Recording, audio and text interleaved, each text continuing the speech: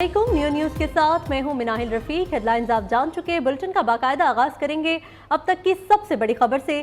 खलाई तहकीक के मैदान में तारीख रकम हो गई। पाकिस्तान चांद पर मिशन भेजने वाला पहला इस्लामी मुल्क बन गया। मिशन 5 रोज में चांद के मदार में पहुंचेगा। मिशन की कामयाबी से पाकिस्तान चांद तक रसाई हासिल करने वाला छठा मुल्क बन जाएगा। पाकिस्तानी सैटेलाइट ICube कमर का वजन 7 किलोग्राम है। उस पर 12 वोल्ट की बैटरी, 2 सोलर पैनल भी नस्ब हैं। ये 3 से 6 माह तक चांद के अतराफ में चक्कर लगाएगा। सैटेलाइट मिशन की रवानगी के मौके पर इस्लामाबाद में इंस्टीट्यूट ऑफ स्पेस टेक्नोलॉजी के ऑडिटोरियम में स्क्रीन्स लगाई गई थी। स्टूडेंट्स बड़ी तादाद में तारीखी मनासिर देखने के लिए मौजूद थे।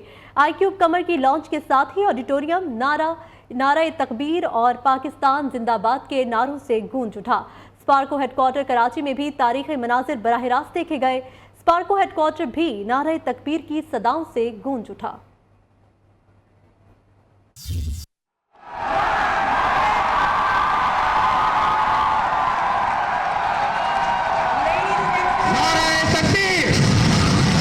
Pakistan Pakistan Pakistan.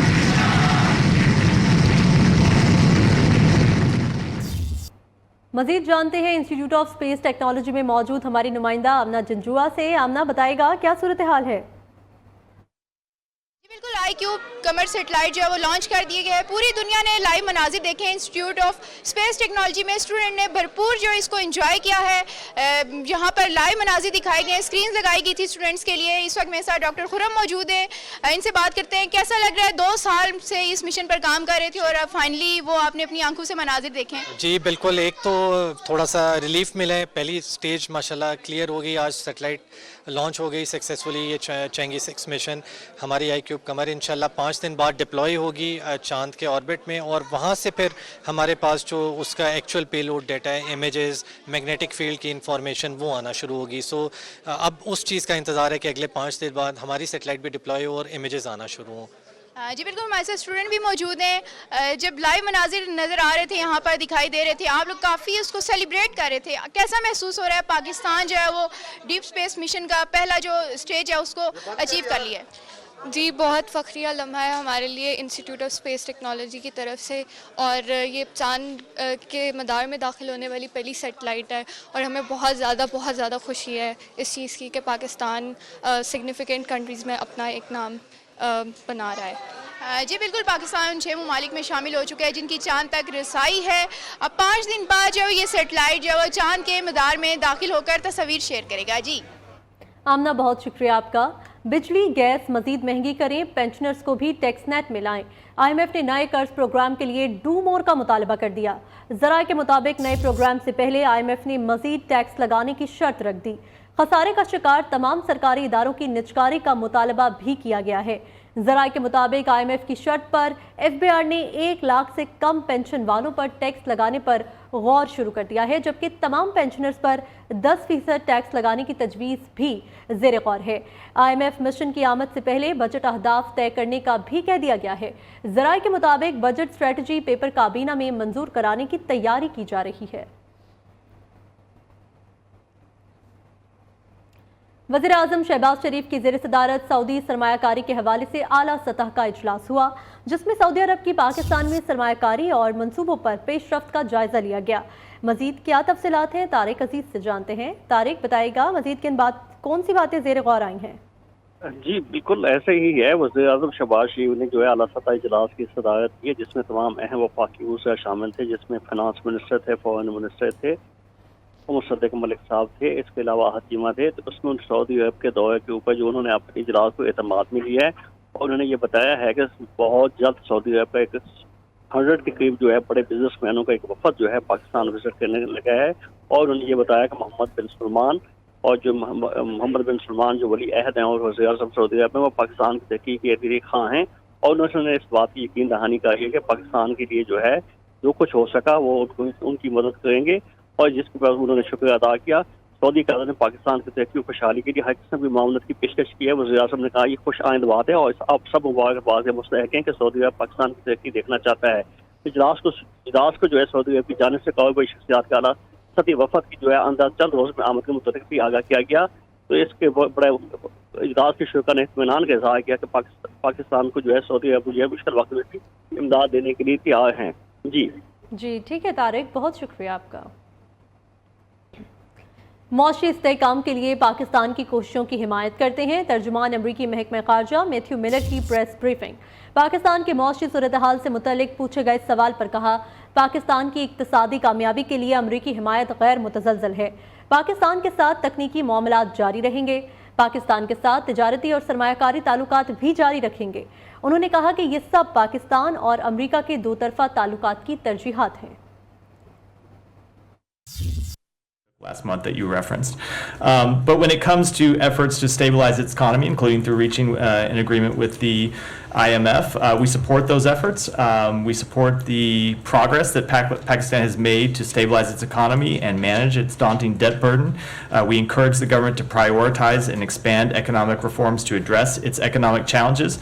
And our support for Pakistan's economic success is unwavering, and we will continue to engage with them through technical engagements as well as through our trade and investment ties, all of which are priorities of our bilateral relations. करें लाहौर में मुस्लिम league नून का अहम मुशावरती इजलास हुआ। कायद नून league Nawaz Sharif और वज़ीर आला पंजाब मरियम नवाज इजलास में शरीक हुए।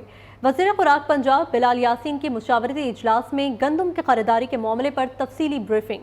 इजलास में नून लीग की तंजीम-ए-नौ पार्टी सदारत से मुतल्लिक भी मुशावरत की गई। मजीद इस हवाले से क्या तफसीलात हैं, वकास गौरी से जानते हैं। वकास बताएगा, और मजीद कौन कौन सी चीज़ें ज़ेर गौर आई हैं इजलास में? जी, आज मुस्लिम लीग नून के मॉडल टाउन सेक्रेटरिएट में अहम इजलास हुआ, जिसमें कायद नून लीग मियां नवाज शरीफ, वज़ीर आला पंजाब मरियम नवाज और वज़ीर आज़म के सियासी मशीर राना सनाउल्लाह जो थे वो मौजूद थे। इस मौका पर मौजूदा गंदम बहरान के हवाले से राना सनाउल्लाह ने कायद नून लीग को काश्तकारों के तहफ़्फ़ुज़ात के हवाले से जो है वो ब्रीफिंग की, क्योंकि राना सनाउल्लाह ने क़यादत के हुक्म पर किसान की नुमाइंदा तंजीमों से राब्ते में हैं। इसके बाद वज़ीर खुराक पंजाब ने भी गंदम के मौजूदा स्टॉक और सूरत हाल के बारे में कायद नून लीग मियां नवाज शरीफ और वज़ीर आला पंजाब मरियम नवाज को जो है वो ब्रीफिंग दी। उनका ये मौक़िफ़ था कि मौजूदा जो बहरान है वो पंजाब हुकूमत का पैदा करदा नहीं बल्कि गंदम को बरामद करने वाले इसके जिम्मेदार हैं। कायद नून लीग मियां नवाज शरीफ ने बहरान को जल्द हल करने के हवाले से हिदायत जारी कर दी हैं। जुमे के वक्फे के बाद मुस्लिम लीग नून के कायद मियां नवाज शरीफ के ज़ेरे सदारत दोबारा इजलास हुआ, जिसमें पार्टी की तंजीमें 9 और 11 मई को जनरल कौंसिल का जो इजलास होने वाला है उस हवाले से हिकमत अमली तय की गई। और जो करारदाद गुज़िश्ता इजलास में पेश की गई थी मियां नवाज शरीफ को दोबारा सदर बनाने के हवाले से, उस हवाले से भी मियां नवाज शरीफ को जो है वो ब्रीफिंग दी गई। जी ठीक है वकास, बहुत शुक्रिया आपका। 21 से जायद मुसाफिर जख्मी हुए, 5 जख्मियों की हालत नाजुक बताई जाती है। चिलास के अस्पताल में इमरजेंसी नाफिज कर दी गई है। जख्मी मुसाफिर के मुताबिक पिछले टायर के फटने से बस बेकाबू हुई और खाई में जा गिरी। वज़ीर आज़म शहबाज शरीफ और वफाकी वज़ीर दाखिला मोहसिन नकवी ने बस हादसे और कीमती जानों के ज़िया पर गहरे दुख का इजहार किया है। फैजुल्ला फिराक ने 20 मुसाफिरों के जाँ बहक होने की तस्दीक की है। अफसोसनाक बस हादसे के नतीजे में अब तक की जो कैजुअलिटीज हैं, जो हलाकतें हैं, वो उनकी तादाद 20 हो चुकी है। 20 अफराद जो है मुसाफिर जो है जाँ बहक हो चुके हैं, जबकि इसमें 21 मुसाफिर जो है जख्मी हैं और जख्मी की तबी इमदाद रीजनल हेडक्वार्टर। ब्रेक से वापसी पर आपको बताएं, चीफ जस्टिस की सरबराही में जुडिशल कमीशन के रूल्स में तरमीम का इजलास मुलतवी हो गया। ज़राए के मुताबिक वफाकी हुकूमत का आला अदलिया में जजेस की तैनातियों पर आइनी तरमीम का फैसला किया है। वफाकी वज़ीर कानून ने इजलास की इब्तिदा में कहा है कि हुकूमत ने जजों की तैनाती के तरीक़ेकार से मुतल्लिक आइनी दफ़ात में तरमीम पर काम शुरू कर दिया है, जिस पर जस्टिस याह्या अफरीदी ने कहा, मैं इन मुजव्वज़ा रूल्स पर कोई राय नहीं दूंगा। जुडिशल कमीशन के तमाम जजेस का जस्टिस याह्या अफरीदी से इत्तेफाक किया। इस हवाले से मज़ीद क्या तफसीलात हैं, सईद बलोच से जान लेते हैं। सईद बताइएगा।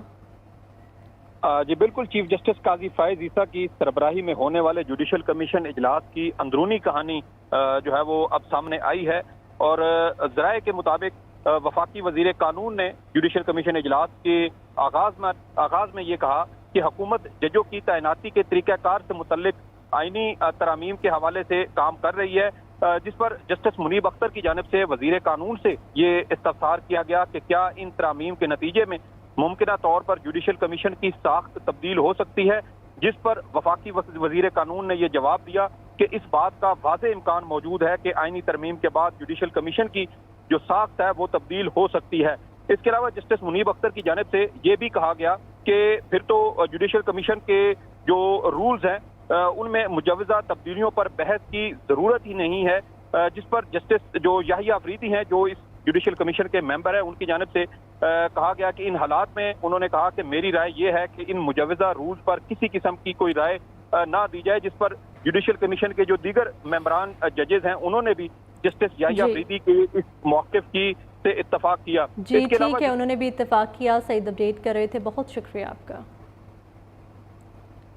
बरतानिया और वेल्स में बल्दियाती इंतखाबात के बाद गिनती का अमल जारी है। मुख्तलिफ काउंसिल्स के नताइज मौसूल होना शुरू हो गए। इब्तदाई नताइज के मुताबिक बरतानवी वज़ीर-ए-आज़म ऋषि सुनक की कंजर्वेटिव पार्टी को भारी नाकामी का सामना है। रिपोर्ट्स के मुताबिक 107 काउंसिल्स में से 35 के नताइज जारी कर दिए गए हैं। लेबर पार्टी ने 18 काउंसिल्स पर कंट्रोल हासिल कर लिया। लिबरल डेमोक्रेटिक 4 काउंसिल्स में आगे। ब्लैकपोल साउथ से भी लेबर पार्टी के उम्मीदवार ने भारी अक्सरियत हासिल कर ली। कामयाबी पर लेबर पार्टी रहनुमा का कहना था कि ऋषि सुनक का वक्त खत्म हो चुका, अब उन्हें वजारत उस्मा की कुर्सी छोड़ना होगी। उधर लेबर पार्टी के सादिक खान तीसरी बार मेयर लंदन बनने के लिए पुरुमीद हैं। इस हवाले से मजीद तफसीलात जानते हैं लंदन में मौजूद हमारे नुमाइंदे कामरान बुखारी से। कामरान, बताइएगा।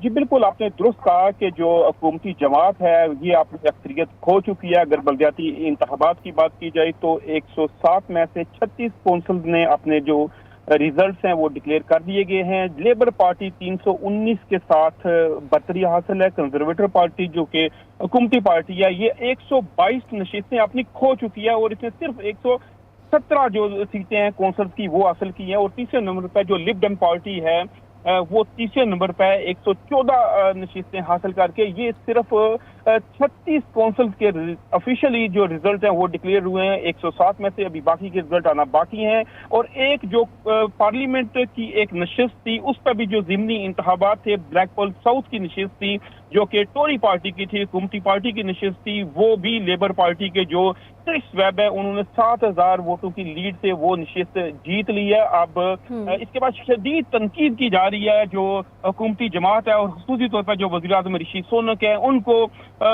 उनको निशाना बनाया जा रहा है कि आपकी जो जमात है, आपकी जब लीडरशिप है, जो हुकूमत है, इसने अपनी जो पहले की नशिस्तें ये खो चुके हैं। अब नए इंतखाबात करवाए जाएं। जो कीयर स्टामर हैं जो लेबर पार्टी के जो कायद हैं उन्होंने भी ऋषि सुनक से मुतालबा किया है कि जो आम इंतखाबात 2025 में होने हैं उनको कबल अज़ वक्त करवा दिया जाए ताकि आपकी वो जी ठीक है, उन इंतखाबात को भी कबल अज़ वक्त करवाया जाए। कामरान अपडेट कर रहे थे, बहुत शुक्रिया आपका।